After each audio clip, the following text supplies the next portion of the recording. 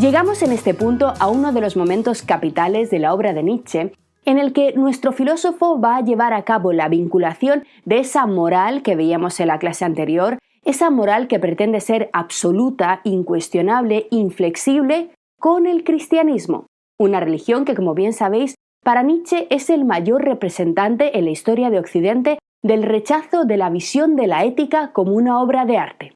Pero, para profundizar más, vamos a seguir leyendo en algunos fragmentos que ahora ya vamos a comprender muchísimo mejor gracias a las clases anteriores. Así nos dice Nietzsche, atentos. En verdad, no existe antítesis más grande de la interpretación y justificación puramente estéticas del mundo, tal como en este libro se las enseña, que la doctrina cristiana, la cual es y quiere ser solo moral, y con sus normas absolutas, ya con su veracidad de Dios, por ejemplo, relega el arte, todo arte, al reino de la mentira. Es decir, lo niega, lo reprueba, lo condena.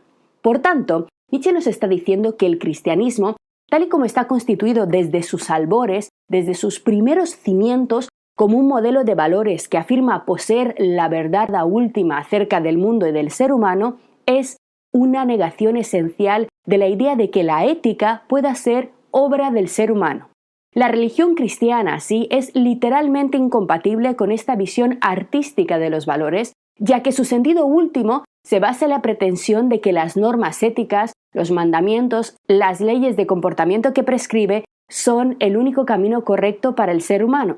Son la única vía hacia el bien que garantiza la vida después de la muerte, la eternidad del paraíso y la resurrección final. Por ello, estas normas no se presentan como, creadas al tuntún por cualquier ser humano en algún momento de la historia, sino que la religión cristiana afirma que su procedencia está directamente ligada a Dios. Literalmente, los contenidos morales del cristianismo han sido revelados por Dios y debido a este origen, los cristianos pretenden que estas normas sean válidas para todo ser humano sin tener en cuenta su cultura o circunstancia y, todavía más importante, para toda la historia de la humanidad.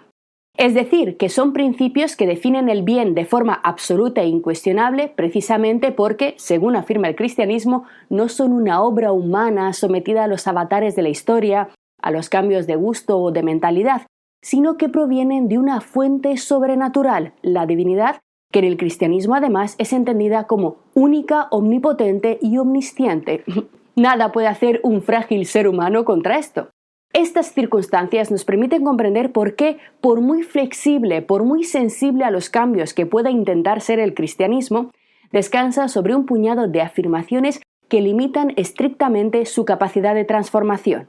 Esta es la idea, por tanto, y así Nietzsche nos va a decir que debido a este conjunto de premisas, de afirmaciones que constituyen el credo cristiano, los principales representantes en Occidente de la mentalidad que ha reprimido, negado y condenado la visión de la ética como una obra de arte han sido precisamente los cristianos. Y así nos sigue diciendo. Detrás de semejante modo de pensar y valorar, el cual, mientras sea de alguna manera auténtico, tiene que ser hostil al arte, atentos aquí, percibía yo también desde siempre lo hostil a la vida, la rencorosa, vengativa aversión contra la vida misma, pues toda vida se basa en apariencia, en el arte, en el engaño, en la óptica, en la necesidad de lo perspectivístico y del error. El cristianismo fue desde el comienzo de manera esencial y básica náusea y fastidio contra la vida, sentidos por la vida. Náusea y fastidio que no hacía más que disfrazarse, ocultarse, ataviarse con la creencia en otra vida distinta o mejor. ¿A qué se refiere, por tanto, Nietzsche con la primera parte de este texto? Fijaos, si el cristianismo pretende ser auténtico, nos dice Nietzsche, si pretende que sus valores han sido verdadera y ciertamente revelados por Dios en un momento pasado de la historia, no puede de ninguna manera abrirse al cambio. Para mantener su autenticidad, la pureza del hecho más fundamental e importante de su fundación, que es la revelación divina, no puede abrir la mano, sino que debe ser hostil al arte.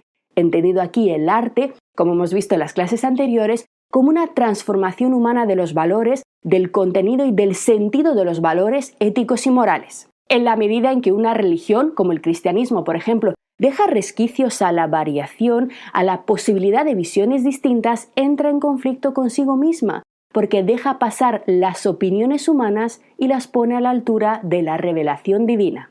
Por tanto, aunque quiera, el cristianismo, y con él toda religión, toda moral con vocación universal y absolutista, no puede permitir la flexibilidad de sus valores, y de ahí muchos de los problemas que estamos viviendo, por ejemplo, en nuestros días.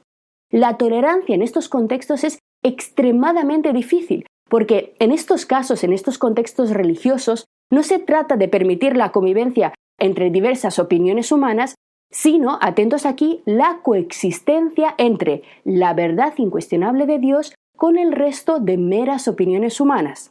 Hay, por tanto, un claro desequilibrio en el cual los defensores de la supuesta verdad divina revelada se sienten, plenamente autorizados a rechazar, a negar o incluso a perseguir lo que ellos consideran como meras ocurrencias humanas que, por supuesto, no pueden estar al mismo valor que la divinidad.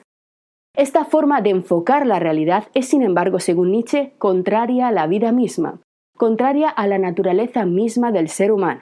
Nietzsche nos dice que los seres humanos no podemos ser perfectos. No podemos comportarnos con absoluta corrección, constantemente guiados por las mismas ideas y perspectivas desde el nacimiento. Esta pretensión de puritanismo extremo, de excelencia moral constante, de pureza intachable, de obediencia inquebrantable, de perfección absoluta y corrección en todas y cada una de nuestras decisiones, va en contra de la vida que, como dice Nietzsche, es más bien un ensayo, un aprendizaje constante, apariencia, engaño, óptica, perspectivismo, necesidad de error. Si miramos la vida como proyecto, como arte, como camino filosófico de maduración, comprenderemos que esta corrección estática no es posible, básicamente porque los seres humanos cambiamos a medida que experimentamos el mundo, que aprendemos nuevas cosas. Nos redefinimos a nosotros mismos con el paso del tiempo, nos volvemos a conocer, nos volvemos a construir con cada nueva etapa de la vida. Lo que un día nos pareció una buenísima decisión, más tarde descubrimos que en realidad fue un auténtico desastre que nos ha traído muy malas consecuencias. Y lo que un día prejuzgamos como malo, otro día descubrimos como interesante y emocionante. Pero es en estos errores donde crecemos, en el ensayo, en la prueba, en las equivocaciones, en la incorrección y en el fracaso está la verdadera libertad. No en asumir, tragarnos de golpe todas las respuestas que nos han dado un código establecido, hace 2000 años para no cuestionarlo jamás. La vida, nos dice Nietzsche en el texto, es perspectivismo, es decir, es cuestión de perspectiva. Los años nos dan perspectiva, los hechos nos dan perspectiva, el tiempo, la lectura, las experiencias nos permiten ver las cosas con mayor distancia y claridad. Y esta perspectiva, además, cambia constantemente, está en constante evolución porque el tiempo mismo avanza sin cesar. Así nos dice Nietzsche con unas palabras que ahora sí podemos comprender mejor. Detrás de ello percibía yo también desde siempre lo hostil a la vida, la rencorosa, vengativa aversión contra la vida misma, pues toda vida se basa en apariencia, en arte, en engaño, en la óptica, en la necesidad de lo perspectivístico y del error. Es decir, como hemos visto, la pretensión de inmovilizar verdades genera enormes problemas porque sencillamente intenta poner puertas al campo, intenta frenar a la propia naturaleza humana que por definición es movimiento histórico, biográfico, cultural, contradicción, transformación. Y continúa nuestro filósofo.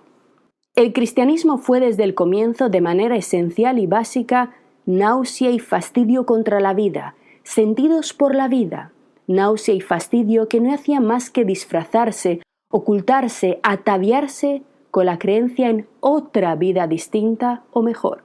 Por tanto, el cristianismo no solamente va contra la evidencia de la historia de la humanidad desde una perspectiva global, sino que, según Nietzsche, estas ideas van en contra de lo que es la vida diaria, ordinaria de cada uno de nosotros, en la que no hay verdades absolutas, soluciones últimas o problemas fáciles de resolver.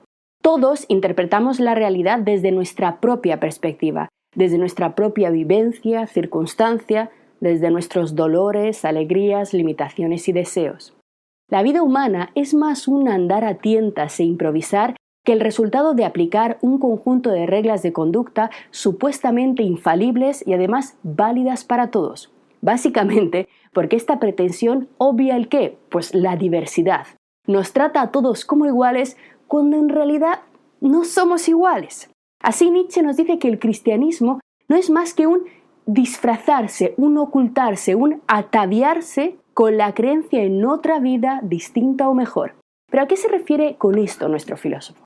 Fijaos, Nietzsche nos dice que el cristianismo, al ser una moral que finalmente fracasa en el mundo real, al no servir en realidad para hacernos felices a todos aquí, al no poder hacer realmente frente a los problemas, tristezas y dolores de todos los individuos, usa la técnica de inventarse otra vida, una vida más allá de la muerte, distinta o mejor.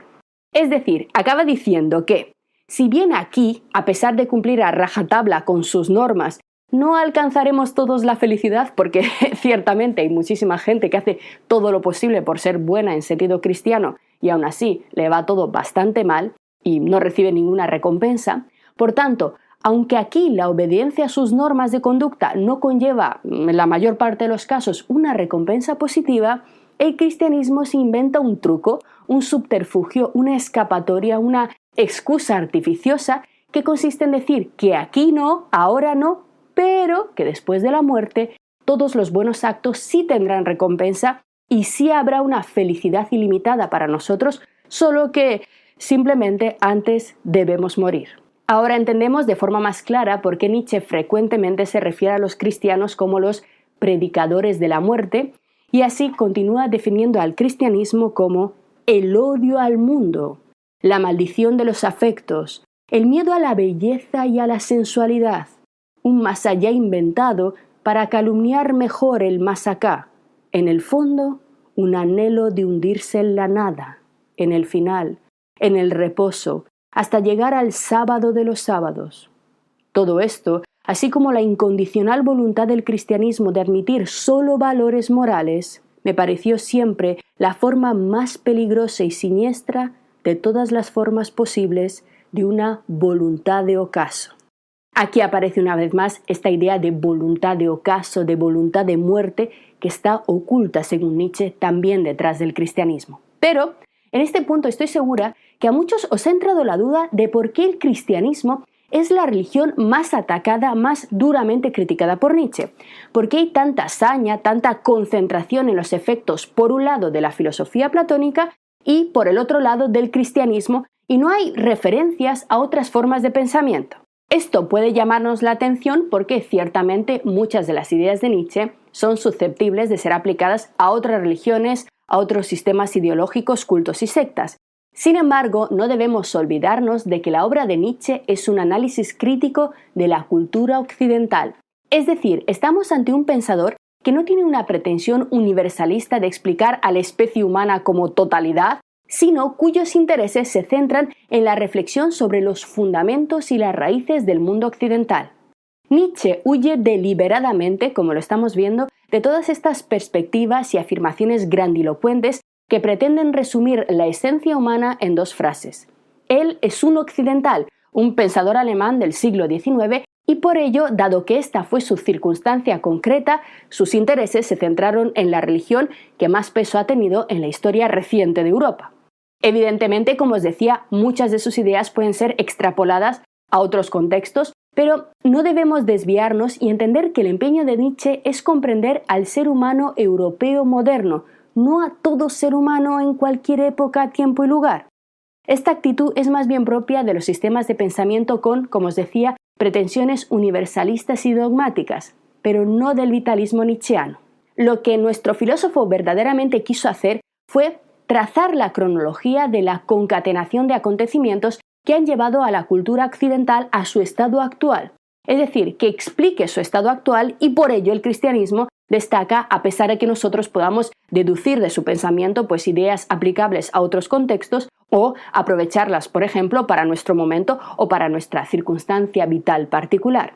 Pero debemos recordar siempre que Nietzsche no es un predicador.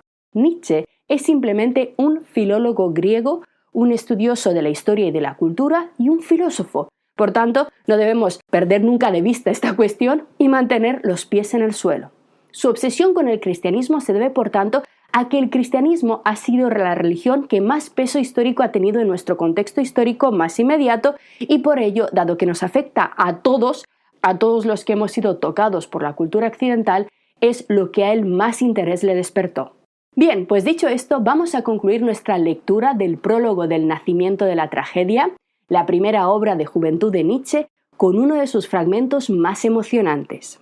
Nos dice Nietzsche: contra la moral, pues, se levantó entonces con este libro problemático mi instinto, como un instinto defensor de la vida, y se inventó una doctrina y una valoración radicalmente opuestas de la vida, una doctrina y una valoración puramente artísticas, anticristianas. ¿Cómo denominarlas? En cuanto filólogo y hombre de palabras, las bauticé, no sin cierta libertad, con el nombre de un dios griego. Las llamé dionisíacas.